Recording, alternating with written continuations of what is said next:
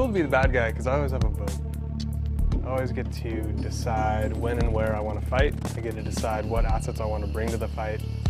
I can sit there and I can hawk the fight and just wait. Just wait till the situations present themselves that are to my advantage. And I can levy those times, those capabilities to when blue or the good guys are weakest, shifting the entire axis of the fight. So what they thought was happening is not at all what is really going on. That red star should induce panic, should induce terror. When you see me taxi by with my helmet on and my red star slapped on the back in a different colored F-16, you should start second-guessing your game plan. Start questioning whether you actually really are prepared to go up against the world's greatest aggressor fleet.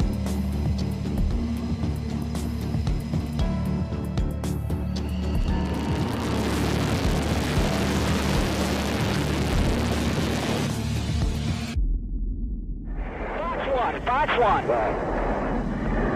Good hit on one. Being the bad guys, we don't necessarily replicate a certain country, but more a threat. So we'll replicate certain threat systems depending on what the good guys are training to that day. Strikers inbound. We really are kind of the holders of the latest and greatest technology that our adversaries are out there employing today. So that's kind of the fun part in the training. So we not only train them air to air when we're actually flying and employing against them, but also out there day to day we can brief them in mass, not only pilots but also intel and whoever else wants to hear those briefs. So in the back of my mind, I'm coming up with this plan to poke holes in what I think blue is going to do, but really the underlying thought that I'm having is I hope they can crack this, this problem set. And actually kill us, defeat us, and we not obtain our objectives. Because again, if we are losing, if we are not obtaining our objectives on a certain mission as an aggressor, that means blue is doing their job. Well, these appear to be heading directly at us. I'm coming. So the original intent of Red Flag was to provide those first 10 combat missions to the young CAF wingman.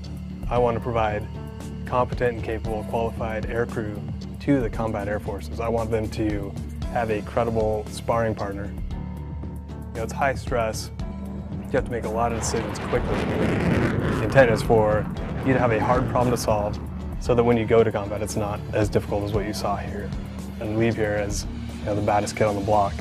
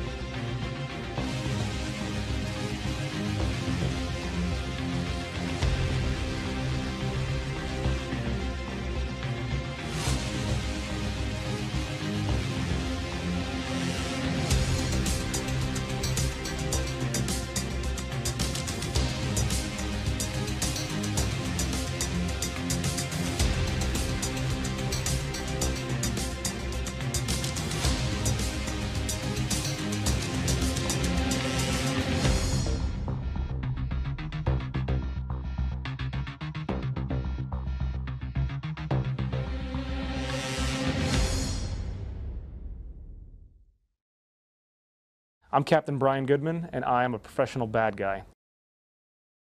As an aggressor, our job is to be a sparring partner for blue forces, for friendly forces, and a real thinking, reacting enemy. There are adversaries out there that see how much space has become critical to us waging war and us winning war, and they want to take that piece away. Our portion of it as the 527 Space Aggressor Squadron is to play the space aggressors and the space bad guys. It's kind of fun to say, we're going to beat you into submission. I'm a professional bad guy. I get paid to be your enemy. And to an extent, that's really true, right?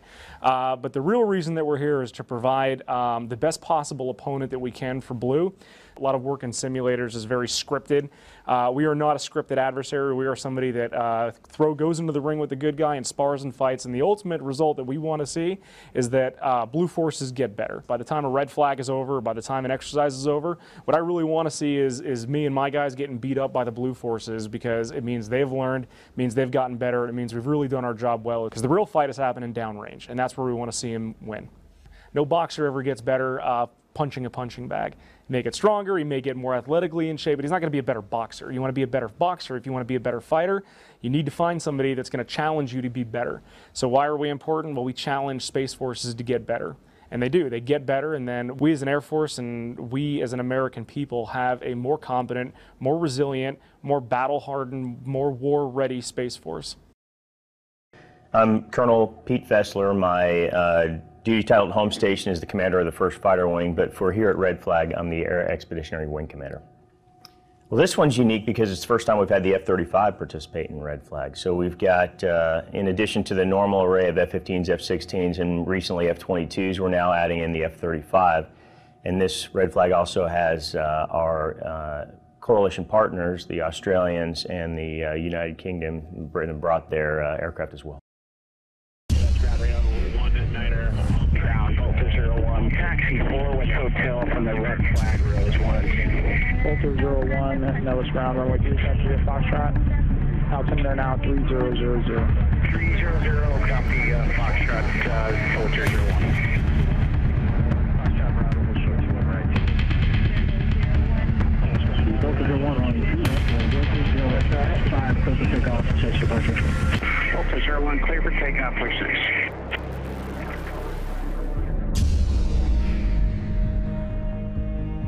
The aggressor's mission always is to know, teach, and replicate, and you'll probably hear many of us repeat that mantra. We focus on adversary tactics all the time. So we are the subject matter experts of how those aircraft operate, how they perform, and then we replicate them better than most likely anybody would because of that experience level.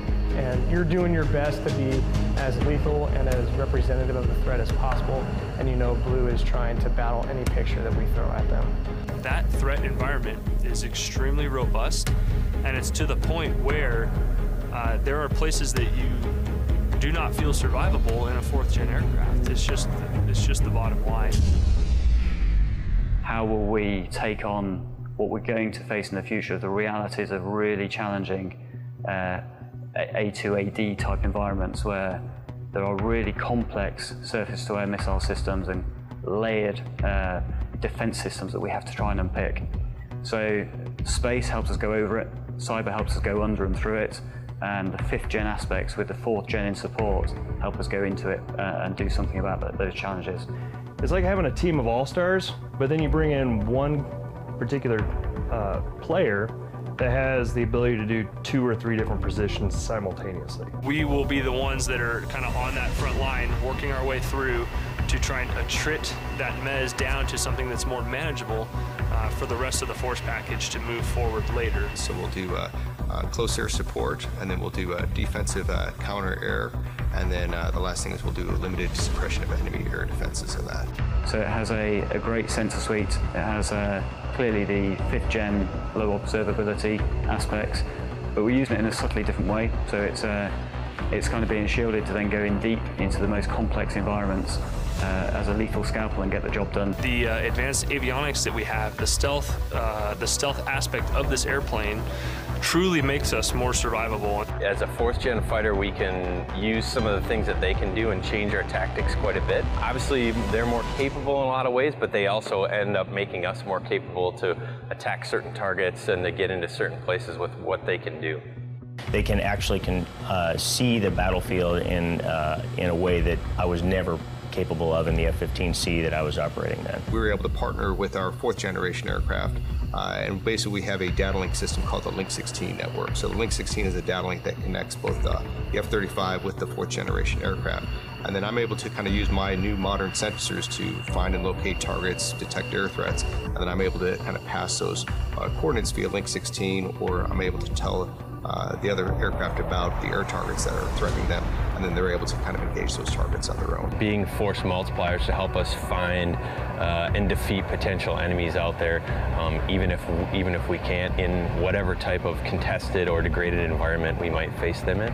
In a fight in 1997, everybody saw everybody else coming, and it arrived at the merge, and you got into initially beyond visual range, but eventually within visual range combat. Now your adversaries know roughly where you are, but they don't know exactly where you are, and that applies to both the F-22 and the F-35. So now our fighter pilots are being air battle managers as they drive to that merge, and they're usually approaching our adversaries undetected. And that's a capability that's not only against an air-to-air threat, but it's against a surface-to-air threat as well. That low observable technology that the F-22 and the F-35 possess is effective against surface-to-air missiles as well. It surpasses any capability that I had in the F-16. So you take the same pilot and that you had in an F-16, myself for example, you put me in an F-35, and I am able to do more in that airplane than I was able to do in the F-16.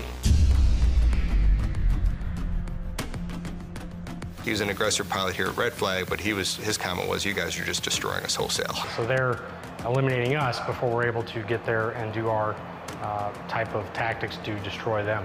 So now we're trying to deal with an unknown aircraft that we maybe can't see. At the same time, we're trying to target the strikers that may be fourth generation, and we can see those. So now we're getting killed by an unknown aircraft while we're trying to employ against something we do see. 5th gen makes 4th gen more survivable, and 4th gen makes 5th gen more lethal. The F-35 to work in concert with the F-22 complementarily, as well as with the 4th gen fighters to truly test all spectrums of the battlefield. I've been flying these jets for about 18 years, and to see our capability really to leap forward and to tie our capability into 5th gen, to see us tip the scales a little bit back in our favor, we're certainly encouraged by that, and know that 5th gen is certainly the way of the future. We're finding better ways to employ our airplane, ways to be more lethal and more survivable every day. They obviously fly a very capable airframe, but when they sit down and they talk about their capabilities with everyone else, it's the learning that happens across all of the different platforms. And that's truly going to be the game changer for the next conflict, is how integrated our airmen truly think to be able to win decisively in the air and space environment.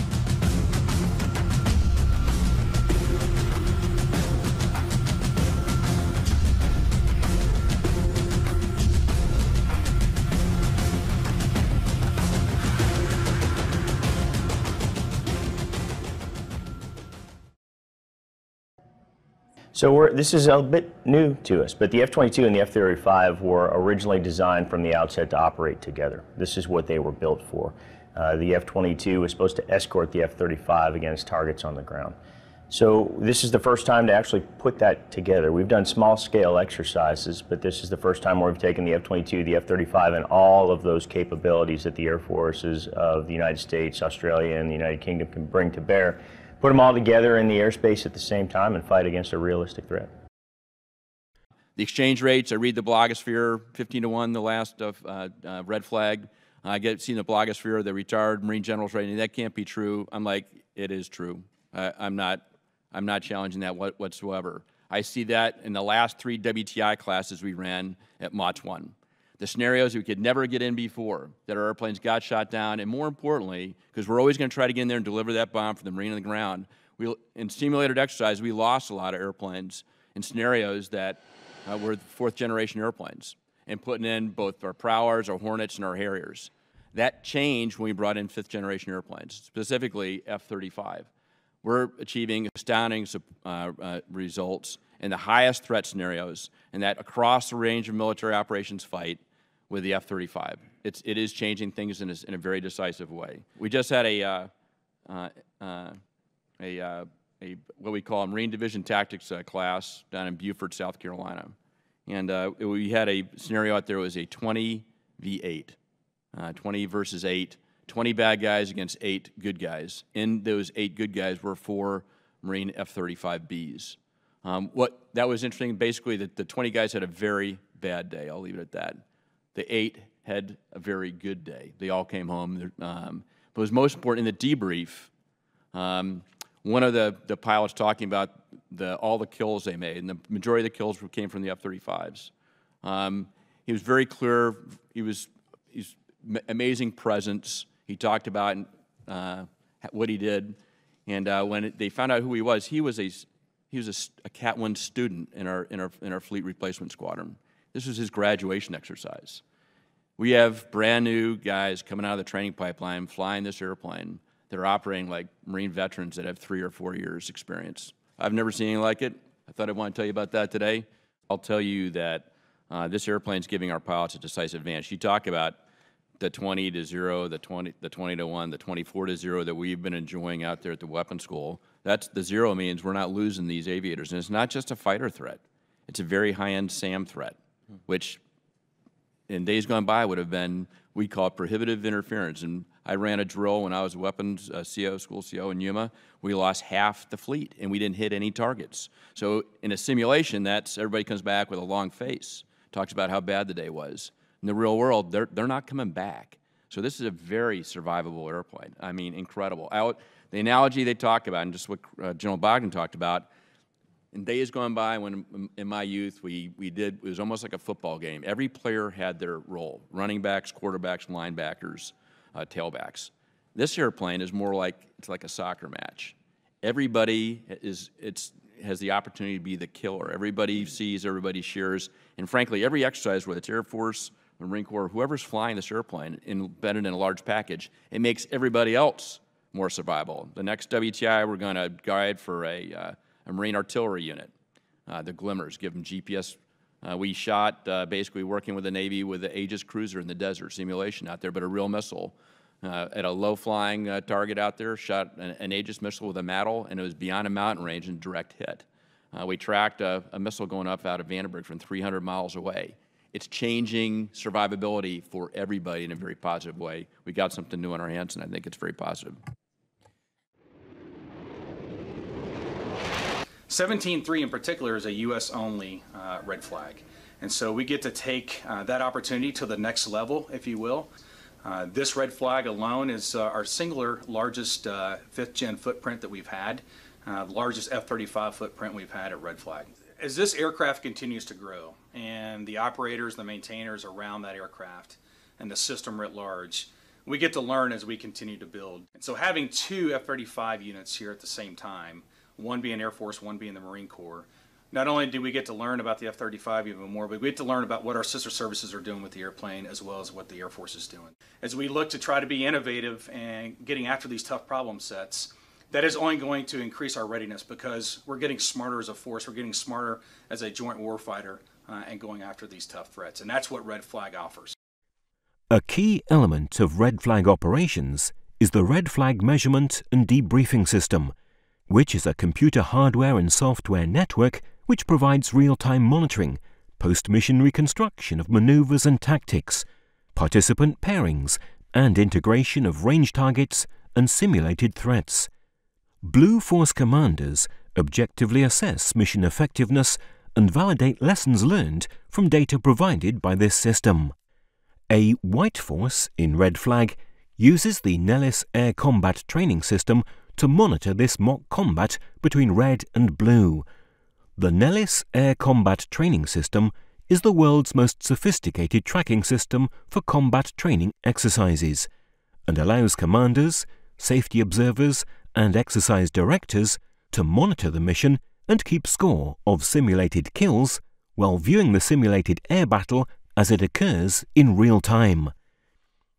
Since 1975, 28 countries have joined the United States in these exercises. Several other countries have participated as observers. Red Flag has provided training for more than 440,000 military personnel, including more than 145,000 aircrew members, flying more than 385,000 sorties, and logging more than 660,000 hours of flying time. This mock battle in the skies over the Nevada Test and Training Range has yielded results that will increase the combat capability of our armed forces for any future combat situation. Red Flag once again signifies a successful joint venture integration of air, space and cyber power, and year after year trains the best to continue being the best.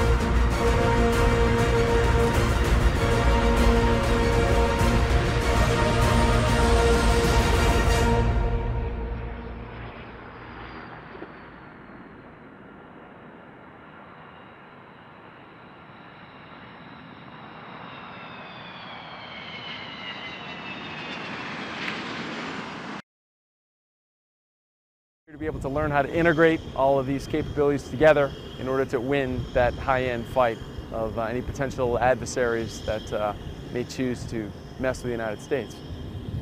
It's absolutely imperative that we're sharpened and we'll be at the tip of the spear, ready to rock and roll if need be.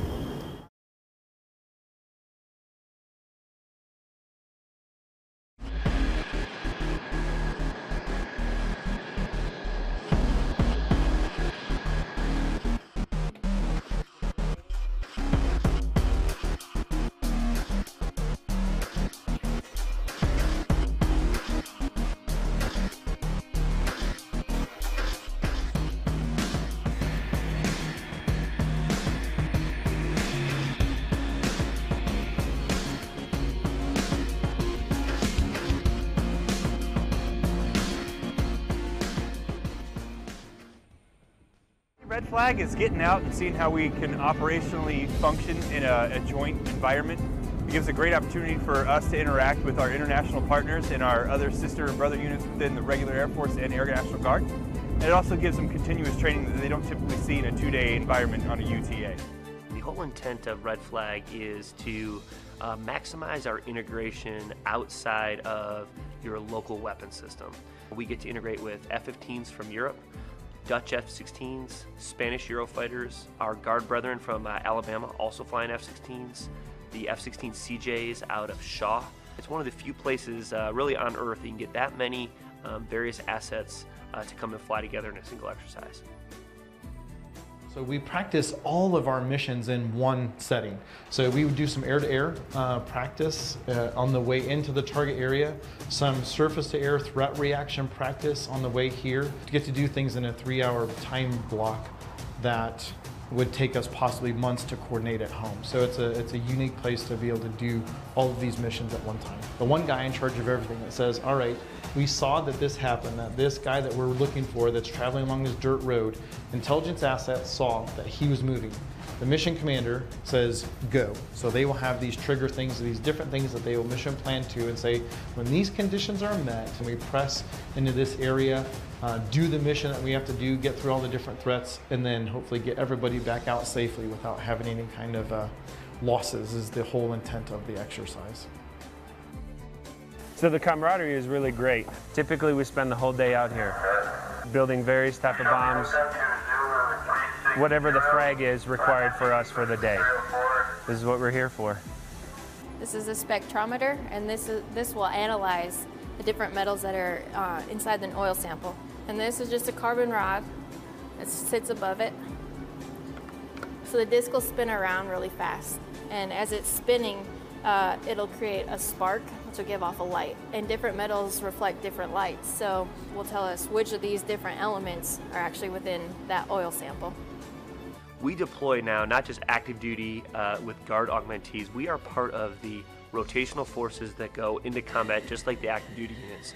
So it is imperative that we get out here outside of our local Guard training facilities and integrate with the larger active duty Air Force so that we are ready to execute at the same level, or sometimes even at a more experienced level when we go downrange. It's important that the leadership here that's available at Nellis Air Force Base is aware of the capability that the Guard brings to the fight.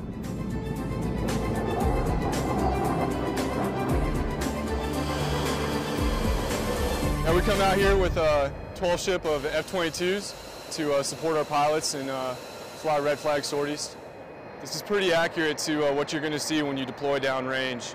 This is about as real as it gets. Now, you might not necessarily have all the aircraft at the same location, but this is how we fight. This is a pretty large flag. There's over 20 forces, both coalition forces and other U.S. partners. Anytime we take 5th generation aircraft, specifically the F-22, anywhere on the road, we face certain challenges because we're away from our facilities and our normal lanes for parts supply and LO recovery on the aircraft. The most major challenge is the amount of parts that we bring. Obviously, we can't bring an entire LRS downrange, so we have to prepare the best we can with maintenance kits. The hardest part is when little things break. We usually have to make workarounds, basically, to get these parts working.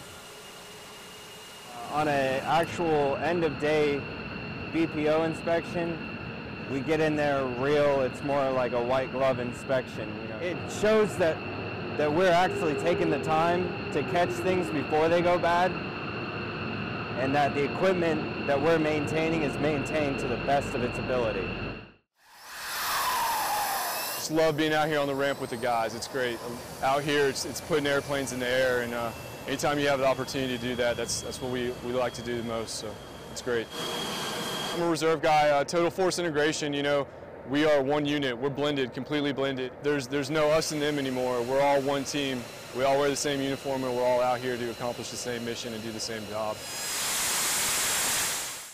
I'm looking forward to hopefully being one of the top performing units, proving that we can do safe, reliable maintenance, giving reliable aircraft to the pilots so that they can go up there and do the mission unimpeded.